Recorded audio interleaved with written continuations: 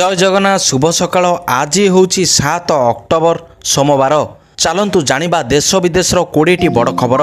जदि ए पर्यंत आपण वीडियो को लाइक करना वीडियो को लाइक करी चैनल को सब्सक्राइब कर दियंतु। आपण केउं जिल्लारू ए वीडियो को देखुचंती कमेंट करी जणाई दियंतु। आसंतु नजर पकाइबा आजिर खबर उपरे। आजिर प्रथम खबर, लक्ष्मी बस चलाचल को विरोध। आज बस चलाचल बंद डाकरा। लक्ष्मी बस चलाचल को विरोध करी तेजिला विवाद।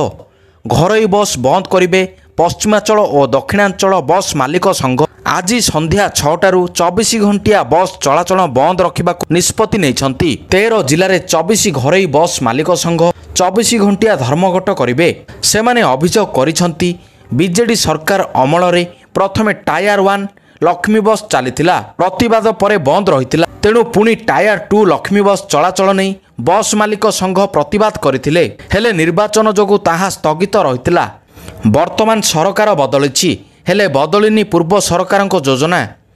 एने परिवहन विभाग किंबा राज्य सरकार प्रतिक्रिया मिली पारि नाही। कलाहांडी बस मालिक संघ सभापति प्रभद रथ कहिसंती 14 जिला और 25टी यूनियन सह आलोचन रे सामिल होइचंती। वर्षे हेला आमे संग्राम जारी रखिचु। आम बस मालिक और कर्मचारी दुख बुझिबाकू सरकार चेष्टा करंतु। परवर्ती खबर, बातिल हेला पीजीटी लिखित परीक्षा।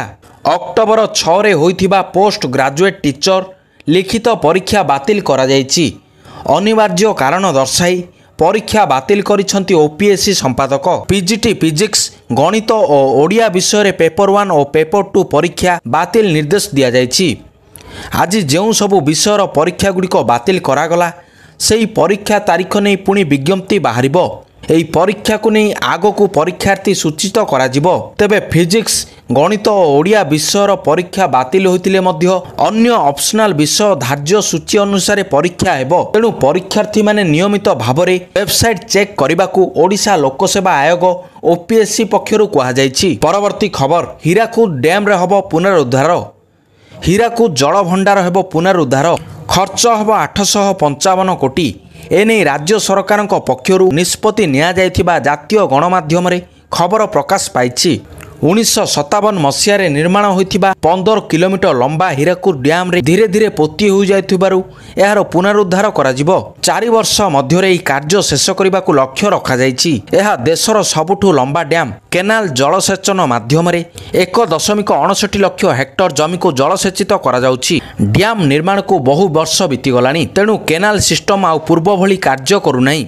निर्माण होइथिबा कंस्ट्रक्शन किछि धोई नष्ट होई गलानी। तेणु पानी केनाल रो शेष मुंडरे पहुंची पारु नाही। फलरे हीराकुद डैम रो पुनरुद्धार करबाकू जलसेचन विभाग पक्षरु निष्पत्ति होइछि। परवर्ती खबर, 20 लाख टंकार बाण जबत, 2 जण अटक। Rourkela plant site police daily market रु 2टी स्थान रे चढ़ाऊ करी 20 लाख टंकार बाण जबत करिछि। एतिसह 2 जण व्यवसायी को अटक रखिछि। व्यवसायी 2 जण हेले अजय गुप्ता और राजेश अग्रवाल। दीपावली रे व्यवसाय करिबा पई डेली मार्केट रो 2टी स्थान रे बेआईन भावरे बाण गच्छित रहितिला। खबर पाई प्लांट साइट पुलिस चढ़ाऊ करितिला। सेठरू विपुल परिमाणर बाण जबत करितिला। जबत बाणर आनुमानिक मूल्य 15 रु 20 लाख टंका हेबो। सहर रे अन्य केउ माने बेआईन भावरे बाण गच्छित रखिचंती तार खोलताल करुछि पुलिस। परवर्ती खबर, दिल्ली जिबे मुख्यमंत्री। माओ मुकाबिला बैठक रे जोग देबे मुख्यमंत्री मोहन माझी। एथिपाई आजिटू 3 दिनिया दिल्ली गस्तरे जिबे। एही अवसर रे मुख्यमंत्री किछि केंद्र मंत्री को भेटिबार कार्यक्रम रहिछि। केंद्र गृहमंत्री अमित शाह को अध्यक्षता रे माओ प्रभावित राज्यर मुख्यमंत्री सह हेबो बैठक। नुआ दिल्ली रो विज्ञान भवन रे एही बैठक बसिबो। एथिरे ओडिशा, आंध्र प्रदेश, तेलंगाना, बिहार, छत्तीसगढ़, झारखंड, महाराष्ट्र और मध्य प्रदेश मुख्यमंत्री जोग देबे।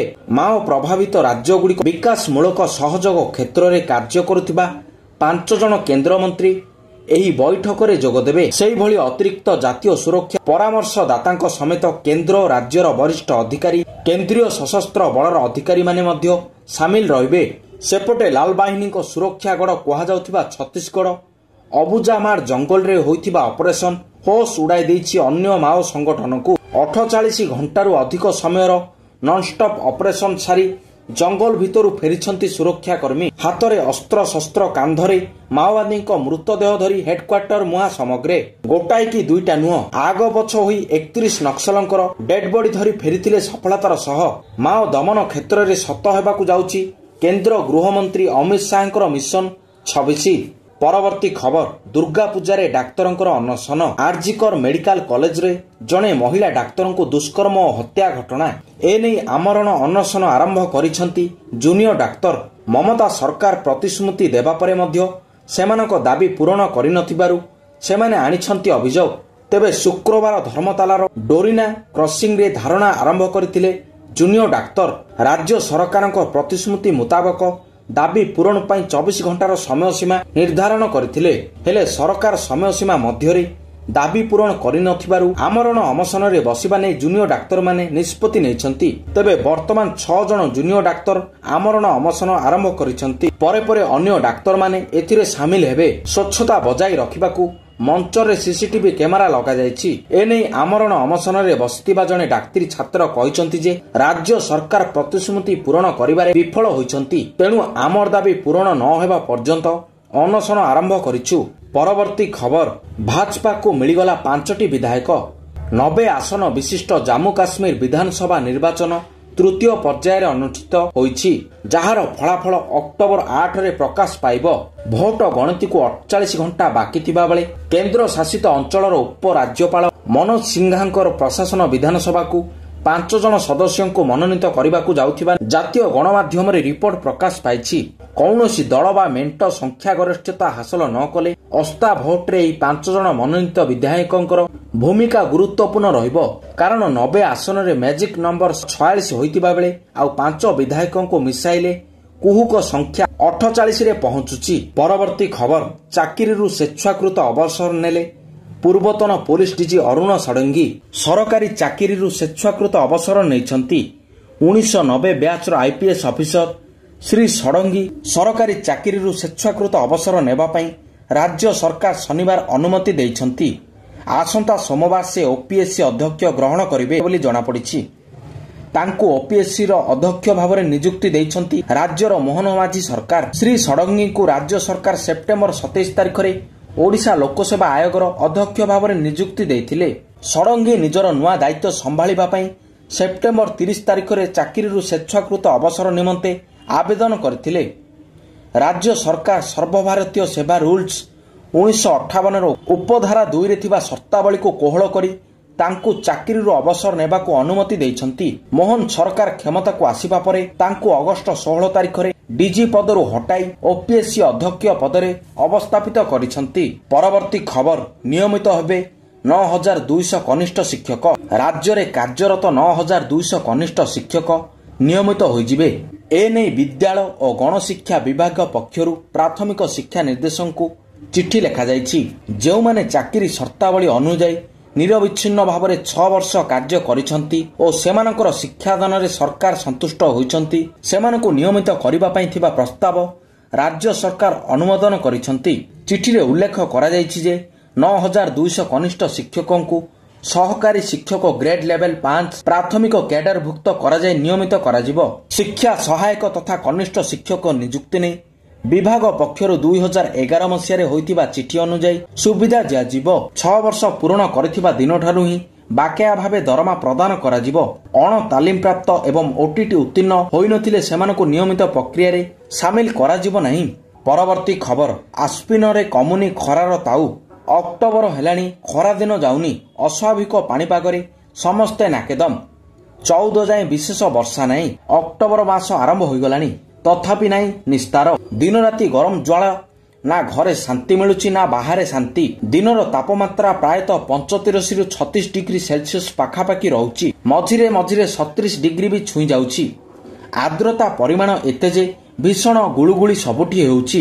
ପରବର୍ତ୍ତୀ ଖବର, ଆଜି ସ୍ୱରାଷ୍ଟ୍ର ମନ୍ତ୍ରୀ ଅମିତ ଶାହାଙ୍କର ନକ୍ସଲ ମୁକାବିଲା ବୈଠକ। ଯୋଗଦେବେ 8 ରାଜ୍ୟର ମୁଖ୍ୟମନ୍ତ୍ରୀ। 8ଟି ନକ୍ସଲ ପ୍ରଭାବିତ ରାଜ୍ୟର ମୁଖ୍ୟମନ୍ତ୍ରୀଙ୍କ ବୈଠକ ନୂଆଦିଲ୍ଲୀରେ ଅନୁଷ୍ଠିତ ହେବ। ସ୍ୱରାଷ୍ଟ୍ର ମନ୍ତ୍ରୀ ଅମିତ ଶାହା ଏଥିରେ ଅଧ୍ୟକ୍ଷତା କରିବେ। ବୈଠକରେ ବିଭିନ୍ନ ରାଜ୍ୟରେ ଚାଲିଥିବା ନକ୍ସଲ ଦମନ ଅଭିଯାନ ଓ ଉନ୍ନୟନମୂଳକ କାର୍ଯ୍ୟ ସମ୍ପର୍କରେ ଆଲୋଚନା ହେବ। ଛତିଶଗଡ଼ ମୁଖ୍ୟମନ୍ତ୍ରୀ ବିଷ୍ଣୁଦେବ ସାଏ आंध्रप्रदेश मुख्यमंत्री एन चंदनबाबू नायडू, बिहार मुख्यमंत्री नीतीश कुमार, झारखंड मुख्यमंत्री हेमंत सोरेन, तेलंगाना मुख्यमंत्री रेवंत रेड्डी, ओडिशा मुख्यमंत्री मोहन चरण माझी, महाराष्ट्र मुख्यमंत्री एकनाथ शिंदे और मध्यप्रदेश मुख्यमंत्री मोहन यादव ଏହି ବୈଠକରେ ଯୋଗଦେବେ। ସେହିଭଳି ବୈଠକରେ 5 କେନ୍ଦ୍ରମନ୍ତ୍ରୀ, ଏନ୍ଏସ୍ଏ କେନ୍ଦ୍ର, ରାଜ୍ୟ ଓ କେନ୍ଦ୍ରୀୟ ସୁରକ୍ଷା ବାହିନୀର ବରିଷ୍ଠ ଅଧିକାରୀମାନେ ମଧ୍ୟ ଉପସ୍ଥିତ ରହିବେ। ବୈଠକ ପୂର୍ବରୁ ଆଜି ଶାହା ଛତିଶଗଡ଼ ମୁଖ୍ୟମନ୍ତ୍ରୀଙ୍କ ସହ ମାଓ ମୁକାବିଲା ନେଇ ଆଲୋଚନା କରିଛନ୍ତି। ଛତିଶଗଡ଼ରେ ସୁରକ୍ଷା ବାହିନୀ ଗୁଳିରେ 36 ଜଣ ମାଓବାଦୀ ନିହତ ହେବା ଘଟଣାକୁ ନେଇ ଶାହା ଏହି ଅପରେସନରେ ସାମିଲ ରାଜ୍ୟ ପୋଲିସ ଓ କେନ୍ଦ୍ରୀୟ ବାହିନୀର କାର୍ଯ୍ୟକୁ ପ୍ରଶଂସା କରିଛନ୍ତି। ଆଜିର ଶେଷ ଖବର, ନୂଆ ଢାଞ୍ଚାରେ ହେବ ଯୁକ୍ତ 2 ପରୀକ୍ଷା, ନୂଆ ପାଟର୍ଣ୍ଣରେ ହେବ +2 ପରୀକ୍ଷା। ଏନେଇ ପ୍ରଶ୍ନପତ୍ର ଓ ପରୀକ୍ଷା ସୂଚୀର ରୂପରେଖ କରିଛନ୍ତି ଓଡ଼ିଶା ଉଚ୍ଚ ମାଧ୍ୟମିକ ଶିକ୍ଷା ପରିଷଦ। ପ୍ରଶ୍ନପତ୍ରରେ ସଂକ୍ଷିପ୍ତମୂଳକ ପ୍ରଶ୍ନ ଉପରେ ଅଧିକ ଫୋକସ୍ ରହିବ।